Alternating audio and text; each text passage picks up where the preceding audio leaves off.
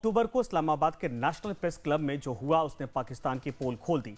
दरअसल पीओके की ज्वाइंट अवामी action committee के सदस्य इस्लामाबाद प्रेस क्लब के बाहर प्रदर्शन कर रहे थे। इस दौरान इस्लामाबाद पुलिस प्रेस क्लब में घुस गई।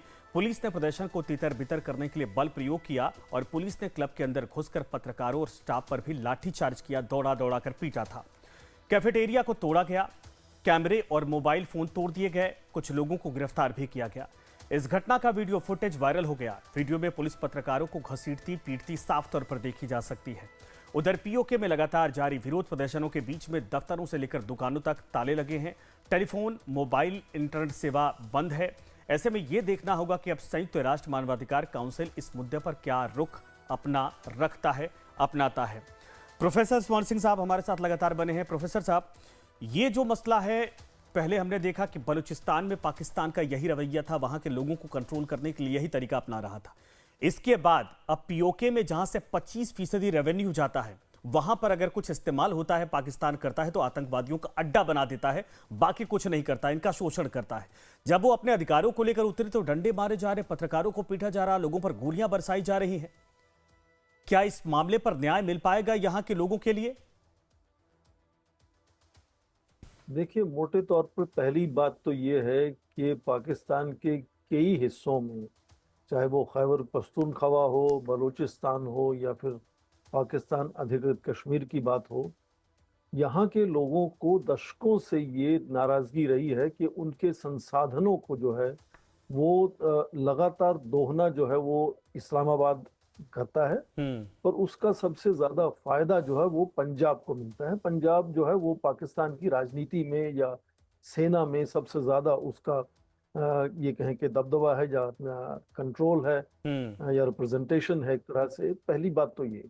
दूसरी बात, कुछ समय से करीब 2 दशकों से लगातार आर्थिक मंदी झेल रहा है पाकिस्तान, और उसका कारण कह सकते हैं कुछ हद तक ये राजनीतिक अस्थिरता भी है वहाँ।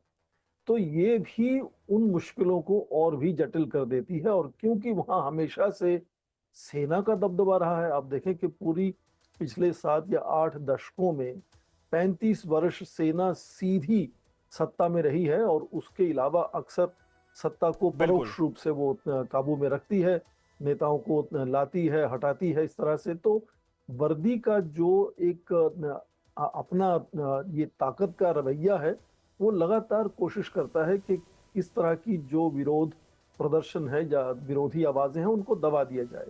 अब बात करते हैं तीसरी, ये खासकर जो अधिकृत आजाद कश्मीर जिसकी बात पाकिस्तान करता है, वहां पर आप देखें कि मंगला डैम तो वहां है, वहां से बिजली पूरे पाकिस्तान अलग अलग जगहों में जाती है। तो ये लोग कहते हैं कि हमें तो बिजली के दाम कम होने चाहिए, या हो सके तो बिजली मुफ्त मिलनी चाहिए। पर पिछले कुछ समय से आप देखें, क्योंकि पूरे पाकिस्तान में जो इन्फ्लेशन है वो 20 या 30% के बीच में झूलती रहती है, तो रोजमर्रा के जीवन में कीमतें बहुत बढ़ी हैं, और जो सब्सिडीज इन लोगों को मिलती थी वो भी बंद हो गई हैं। तो लोगों का जो आक्रोश है वो स्वास्थ्य को लेकर, शिक्षा को लेकर, कानून व्यवस्था को लेकर है, और रोजमर्रा के जीवन में जो चीजें चाहिए उनकी कीमतों को लेकर है।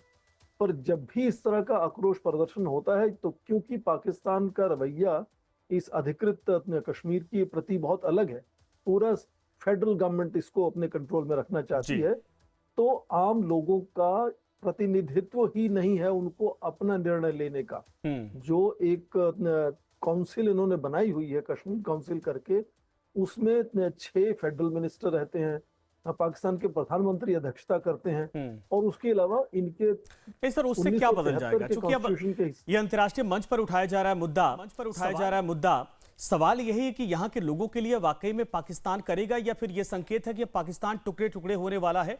और वैसे भी पीओके तो उनका है नहीं, तो वहां के लोगों के अंदर आक्रोश जो दिखाई दे रहा है, जिसको वो स्वतंत्र कश्मीर कहते हैं, वो तो पाकिस्तान के साथ तो अब किसी भी तरीके से बेहतर उसका भविष्य नहीं दिख रहा है।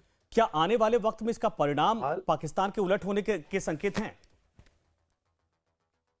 देखिए, हाल ही में भारत के रक्षा मंत्री ने ये कहा कि शायद इस अधिकृत कश्मीर को लेने के लिए भारत को कुछ ना करना पड़े।